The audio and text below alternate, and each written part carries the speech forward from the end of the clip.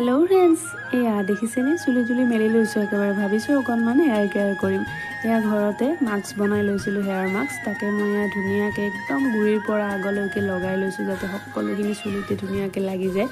এয়া মোৰ গুটেবিলাক লগোৱা হৈ গলে এতিয়া চুলিখিনি বান্ধি থৈ দিছো এতিয়া মই খাইছো এক কাপ চাহে খোৱা নাছিলো ৰাতিপুৱাৰ পৰা জানেনে এতিয়া আকৌ মোৰ ঘৰৰ কাম বহুত আছে যেহেতু আজি জন্মাষ্টমীক হৰা মুছা সকলোবিলাক কাম কৰি লৈ ধুনিয়াকে তাৰ পাছত এয়া গা পা ধুই আহিছো এয়া মায়ে আনিছিলে মন্দিৰৰ পৰা প্ৰসাদ